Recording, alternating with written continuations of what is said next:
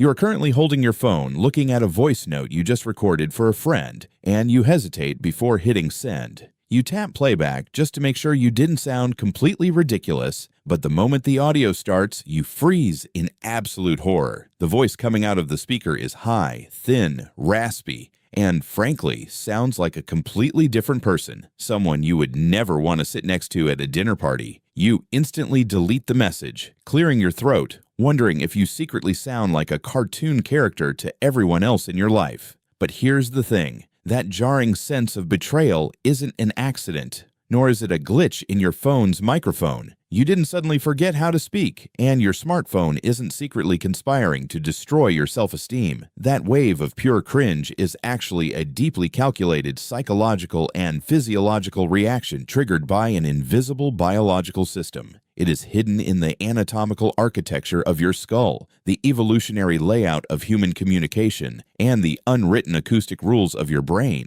The question is, who designed this neurological trap, and why does your brain fall for it every single time? To understand why your own voice sounds like a stranger's bad impression of you, we have to go back to the very beginning of how human beings process reality. We like to think of our ears as perfect, objective microphones that simply record the outside world and pass the data along to our minds. It feels seamless, it feels honest, but your brain is constantly lying to you about the environment you inhabit. Back in the mid-20th century, a pioneering cognitive scientist named Dr. J.C. Steinberg began investigating how human beings perceive spoken language under different atmospheric conditions. He discovered that our brains do not just listen to sounds, they actively filter them based on internal expectations. When a sound wave travels from the outside world toward you, it hits your outer ear, passes down the auditory canal, and vibrates your eardrum. From there, 3 tiny bones in your middle ear, the hammer, the anvil, and the stirrup, amplify those vibrations and send them to the fluid-filled cochlea, which translates the physical movement into electrical signals. Your brain reads those signals, and boom, you hear a dog barking or a car horn honking. That is standard air conduction. But when you speak, that entire blueprint gets completely thrown out the window. When you open your mouth to talk, your vocal cords vibrate inside your throat. Those vibrations don't just travel out into the air to hit the ears of the people standing around you. Instead, those physical vibrations travel directly inward, rippling through the dense fluids, muscles, and solid bone structures of your own skull. Think of your head as a highly sophisticated organic acoustic chamber. As your voice vibrates through your jawbone and cranial bones, the physical density of your skeleton acts as a natural equalizer. It selectively dampens the high-pitched, reedy frequencies while heavily boosting the deep, resonant, bass-heavy frequencies. This internal pathway is called bone conduction, and it completely rewrites the audio file. So every single time you speak, your brain receives a dual-track audio mix. It gets a little bit of the regular air-conducted sound coming out of your mouth and curling back into your ears,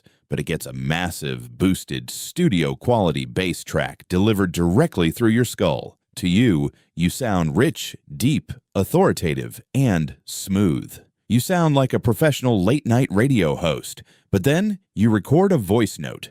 When you press play on that recording, your skull is completely taken out of the equation. The phone speaker plays back only the air-conducted sound waves, the exact, unfiltered audio that the rest of the world has been hearing your entire life. Without the heavy bone conduction bass boosting your ego, the sound is suddenly stripped of its warmth. It feels foreign. It feels wrong.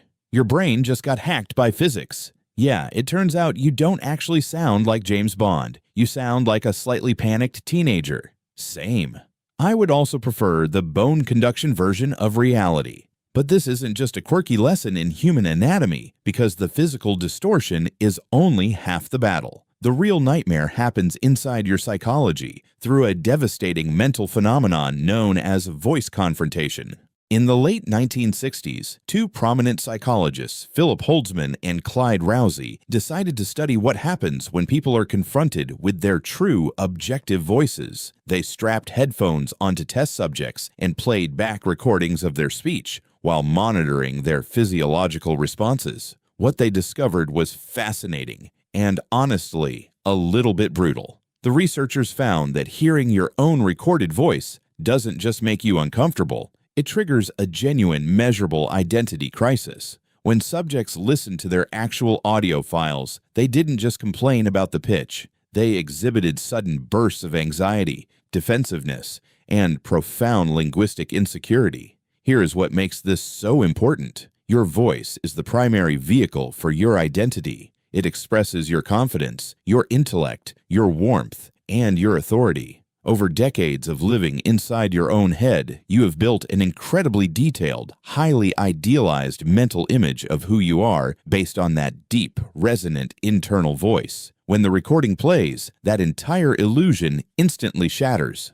Psychologists refer to this as a breakdown in vocal self-monitoring. You realize in a fraction of a second that the persona you have been projecting to the world is radically different from the persona the world is actually receiving. You think you are projecting calm confidence, but the recording reveals a nervous cadence. You think you sound assertive, but the airwaves say you sound nasal. It is an immediate, involuntary confrontation with an authentic version of yourself that you did not give permission to exist. Think about that. It is the auditory equivalent of catching a glimpse of yourself in a carnival mirror, except you suddenly realize the carnival mirror is the real world and the normal mirror at home was the lie. But here's the problem. Why do we care so much? Why does a minor discrepancy in audio frequencies feel like a direct threat to our emotional well-being? To answer that, we have to look at how modern society has weaponized this exact psychological vulnerability. Corporations and technology platforms understand this systemic bias perfectly, and they design their systems around your acoustic insecurity. Take the multi-billion-dollar industry of consumer electronics. When engineers design smartphones, headphones, and video conferencing software, they don't just aim for pure clinical audio accuracy. If a microphone recorded you exactly as you sound in raw air, you would hate the device. You would return the phone. Instead, software developers bake specialized algorithms directly into your devices to artificially soften the blow. They use digital signal processing to secretly compress frequencies, smooth out harsh upper mids, and artificially warm up the tone of your calls. When you use certain premium headphones, they deliberately feedback a tiny, nearly imperceptible amount of your own microphone input into your ears during a call, a feature known as side tone. Why do they do this? Because if you hear absolutely zero of your own voice while talking, your brain panics. It assumes you are trapped in a vacuum, causing you to yell. By feeding an altered version of your voice back to you, tech companies manipulate your behavior, making you feel comfortable, safe, and conversational. They are matrix routing your own biology just to keep you staring at the screen longer. The stakes escalate dramatically when you realize how this internal acoustic bias shapes our entire social hierarchy. We live in a civilization that systemically rewards specific vocal frequencies. Study after study in behavioral economics shows that voters consistently favor political candidates with deeper voices, perceiving them as more trustworthy, capable, and physically dominant. CEOs with lower-pitched voices manage larger companies and retain higher salaries. We have built a global society that equates low frequencies with leadership and high frequencies with submission. And yet, every single one of us is walking around trapped inside an anatomical trick that makes us believe our own authority is greater than it actually is, while simultaneously terrifying us into silence whenever we see the raw data on a recording.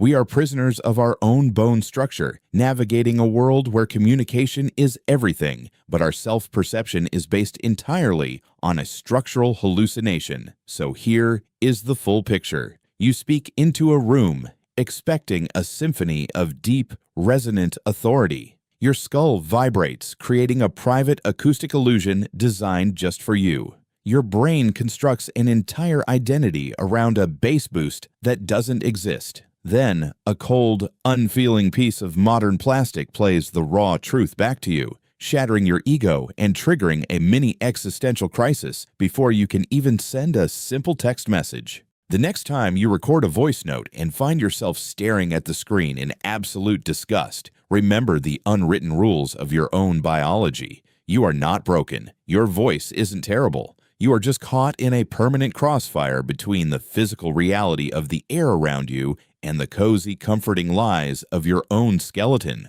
We like to think we are completely in control of how we present ourselves to civilization, but the reality is, we don't even know what we sound like when we say hello. If you want to discover more about the bizarre, hidden psychological systems that quietly dictate your daily habits, feel free to stick around. We will be exploring the strange architecture of human behavior again very soon.